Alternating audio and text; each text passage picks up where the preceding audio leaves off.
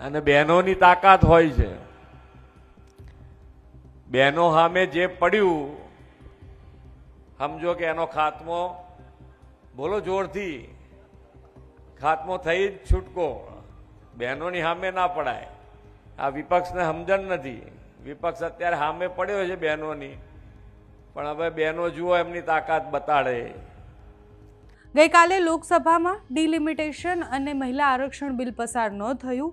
ભારતીય જનતા પાર્ટીના મોટાભાગના જેટલા પણ મંત્રી હતા, એ મહિલા મંત્રી હોય કે પછી ભારતીય જનતા પાર્ટીના તમામ મંત્રીઓ, બધા એવું કહ્યું કે કોંગ્રેસ બધી જ વાતમાં વિરોધ કરે છે. વિપક્ષ જે રીતના વિરોધ કરે છે એના કારણે દેશમાં કંઈ સારી વસ્તુ થતી હોય તો એ પણ નથી થતી. અલગ અલગ જગ્યાએથી પ્રતિક્રિયાઓ આવી, ઘણો બધો વિરોધ પણ થયો. એટલે રાહુલ ગાંધીનો વિરોધ એ સંસદના પરિસરમાં પણ થયો અને સાથે જ અત્યારે પણ દિલ્હીમાં વિરોધ પ્રદર્શન શરૂ જ છે. આ બધાની વચ્ચે થરાદમાં વિકાસ સંકલ્પ સભા હતી. સભામાં સીએમ સંબોધન કરી રહ્યા હતા અને ત્યાં મહિલાઓ સાથે વાત કરી રહ્યા હતા. બનાસકાંઠાની મહિલાઓ સાથે વાત કરતાં કરતાં એમણે એવું કહ્યું કે મહિલાઓ માટે ભારતીય જનતા પાર્ટી ખૂબ સારું કામ કરે છે.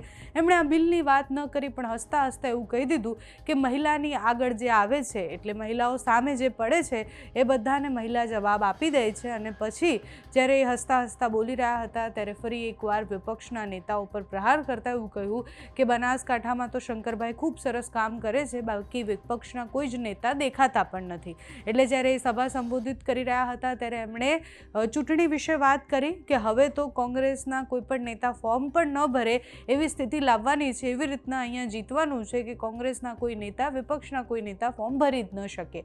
મહિલાઓની સામે આવશે, એની સામે મહિલાઓ જવાબ આપશે. એ બધી જ વાત હસતા હસતા સીએમએ કરી દીધી છે. ગઈકાલથી જ એ બિલ પર ખૂબ ચર્ચાઓ પણ થઈ રહી છે.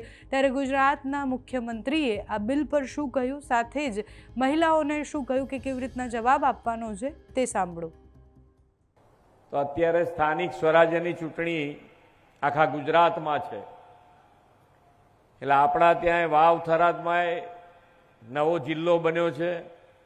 નવા જિલ્લાની અંદર જિલ્લા સીટો છે, તાલુકા સીટો છે કે નગરપાલિકા આવે છે, નગરપાલિકાની સીટો છે. આ બધાય ઉપર ભારતીય જનતા પાર્ટીના જેટલા ઉમેદવાર ઊભા છે એ બધાયને તમે એવા મતોથી ચૂંટો કે વાવ થરાદમાં બીજા કોઈ વિપક્ષ આ બાજુ વાવ થરાદ સામું જોવાનું બંધ કરી દે. અને બહેનોની તાકાત હોય છે. બહેનો સામે જે પડ્યું સમજો કે એનો ખાત્મો, બોલો જોરથી, ખાત્મો થઈ જ છૂટકો. બહેનોની સામે ના પડાય. આ વિપક્ષને સમજણ નથી. વિપક્ષ અત્યારે સામે પડ્યો છે બહેનોની, પણ હવે બહેનો જુઓ એમની તાકાત બતાડે. પણ માનનીય વડાપ્રધાન શ્રી હર હંમેશ નાનો માણસ, છેવાડાનો માણસ કેવી રીતે મુખ્ય ધારામાં આવે એના માટેના પ્રયત્નો કરે. જનસેવા માટે પ્રજાજનોની વચ્ચે રહી અને જો કોઈ કાર્યકર્તા કામ કરતા હોય તો એ ભારતીય જનતા પાર્ટીના કાર્યકર્તા છે.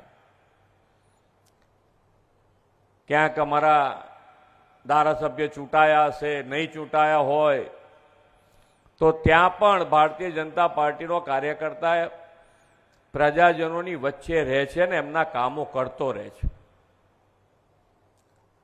વિપક્ષની ભૂમિકા, વિપક્ષના ઉમેદવારો જીતવા ના જીતવા, પણ ચૂંટણી આવે અને ચૂંટણીની અંદર એમની ઉમેદવારી નોંધાવે અને એ ચૂંટણીમાં એમની ઉમેદવારી નોંધાયા પછી અત્યારે 30 વર્ષથી માન્ય નરેન્દ્રભાઈના નેતૃત્વમાં ભારતીય જનતા પાર્ટી આ ગુજરાતમાં શાસનમાં છે. 30 વર્ષથી કેટલા ઇલેક્શનો આવ્યા હશે.